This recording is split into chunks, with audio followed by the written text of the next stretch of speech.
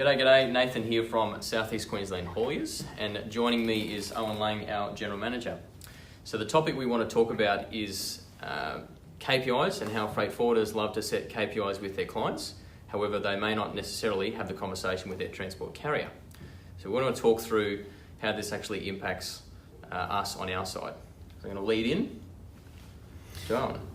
It's a serious issue, and it's really a communication issue where when our management talks to the management of a freight forwarder or a new client, when they award us the job, we don't actually pass on how we process the work, and they don't actually pass on to us how they process their delivery to their clients.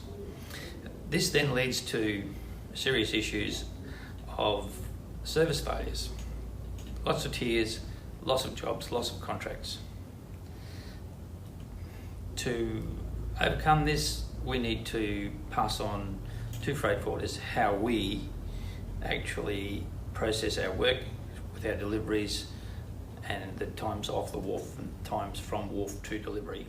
Yeah, and that's the difficult thing, because we're at the we're at the realm of how the terminals dictate how they run their operation, and so we've got to follow that pathway there on as well.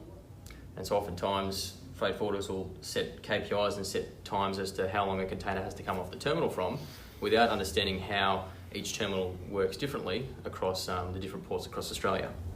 Exactly. And Brisbane, DP World in Brisbane is different to every other port in Australia. They're the only one that have the automatic stacking cranes so far, which leads to lots of confusion as to when we can actually slot a container. DP World Brisbane, we can only put a slot on the container when it has been discharged from the vessel, not before. Back in the old days, which we now call the good old days, when we turned up our hair when it first happened, but we had to slot them 3 days ahead.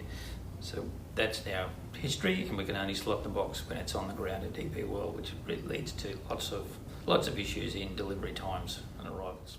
Yeah, so there's one example where our customer, being the freight forwarder, might set some timeframes or ETAs with their customer, and all they're looking at is vessel ETA of arrival.